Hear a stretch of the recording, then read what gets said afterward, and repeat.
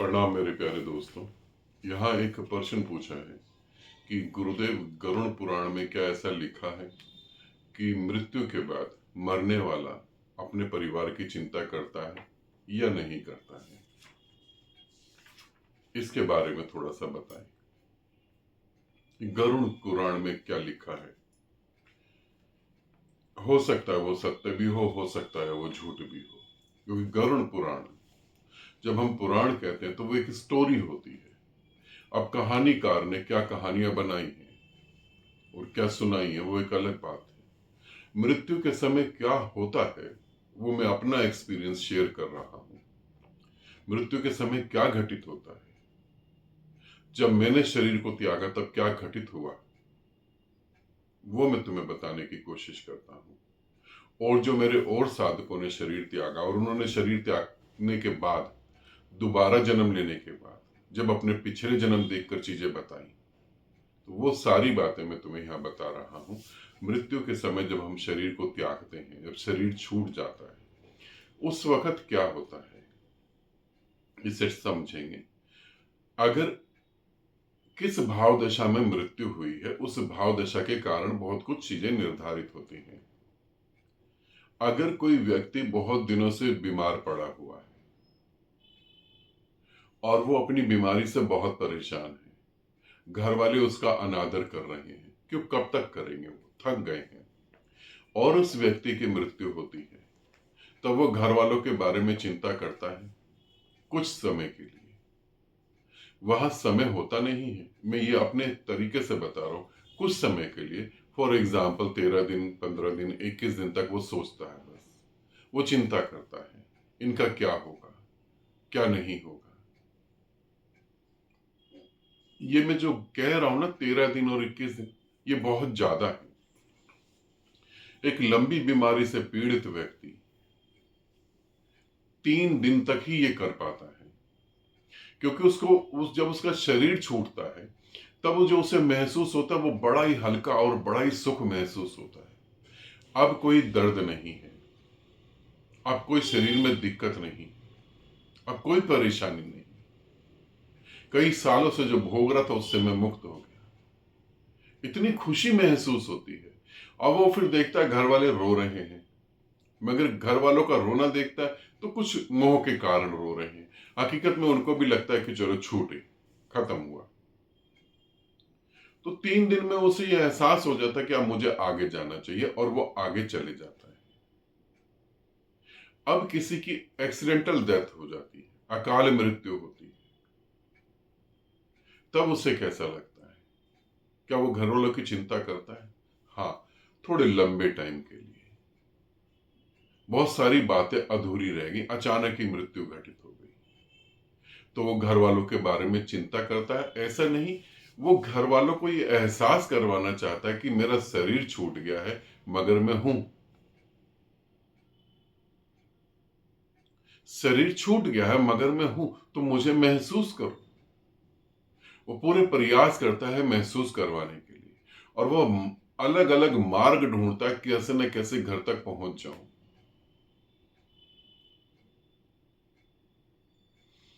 जो अपने ही परिवार में जन्म लेते हैं उनमें से अधिकतर 100 में से 100% ऐसे लोग तो जरूर होते हैं जिनकी अकाल मृत्यु होती है।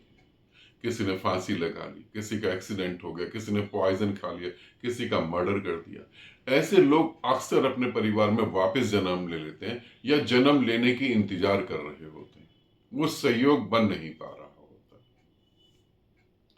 तीसरी कैटेगरी वो होती है जो अपने घर परिवार से ही तंग आ गए होते हैं, बहुत परेशान होते हैं, और जब उनकी मृत्यु होती है तो वो कोई चिंता नहीं करते हैं, क्योंकि उनके अंदर होश भी नहीं जरा सा होता।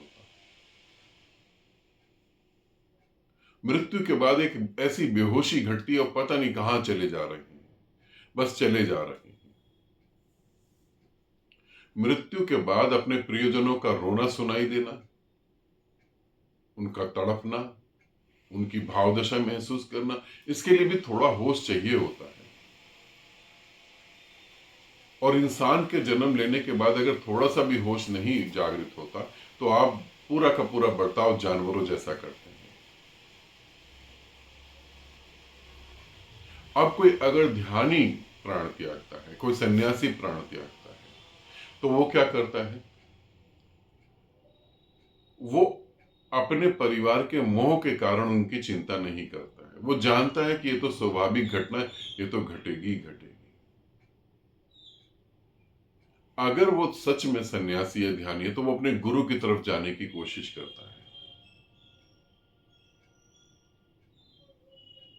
और अगर वो ध्यानी है और साधनाएं नहीं करता है, मोह माया में ही पड़ा हुआ, तो फिर वो अपने परिवार की चिंता करता है। अब यहां कुछ और लोगों की बातें कर रहा हूं जो इसके ऊपर बताते हैं कि जब मृत्यु घटित होती है तो मृत आत्मा या सूक्ष्म शरीर घर वालों की चिंता करता है, अगले जन्म की सोचता है। अगले जन्म की कोई नहीं सोचता है। तुम्हारी सोच से अगला जन्म नहीं हो पाता है। ध्यान रखना, तुम्हारी सोच से अगर अगला जन्म होता तो हर व्यक्ति अमीर घर में ही पैदा होता, हर व्यक्ति अच्छे स्वास्थ्य को लेकर ही पैदा होता। फिर ऐसे बच्चे क्यों पैदा होते जो मानसिक शारीरिक रूप से विकलांग होते हैं, जिनको कैंसर हो जाता है, टीबी हो जाती है, शुगर हो जाता है? ऐसे बच्चे क्यों पैदा होते हैं? नहीं, तुम्हारे सोच से जन्म नहीं होता, तुम्हारे 70 साल 80 साल के कर्मों के कारण जन्म होता है।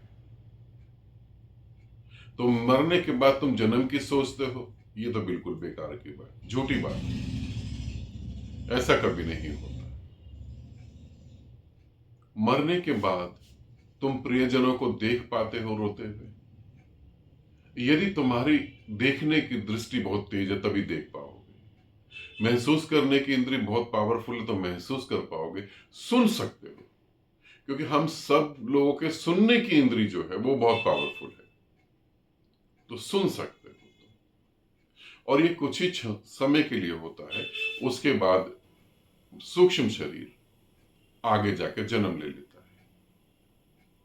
और जब जन्म ले लेता है तो जन्म लेने के बाद वो अपने परिवार की तरफ नहीं देखता, बल्कि उस यादों में ही मां के गर्भ में महसूस कर रहा होता, वो यादें महसूस कर रहा होता है।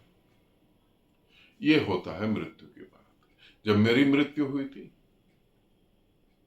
तब मैंने सभी को देखा। कुछ मौन बैठे थे शांत साधना में,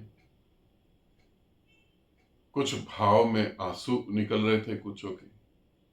मगर मुझे एक चीज का पक्का बोध था कि हम कहीं अलग नहीं हो रहे हैं, हम फिर दोबारा मिल जाएंगे, हम फिर दोबारा मिल जाते हैं।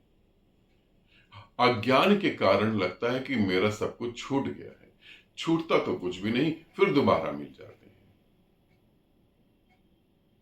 छूटता तो उसका है जो जीते जी सब मोह को छोड़ देता, सब बंधनों को छोड़ता है, उसका छूटता है, फिर वो परम शून्य में विलीन हो जाता है। ऐसा होता है मृत्यु के बाद।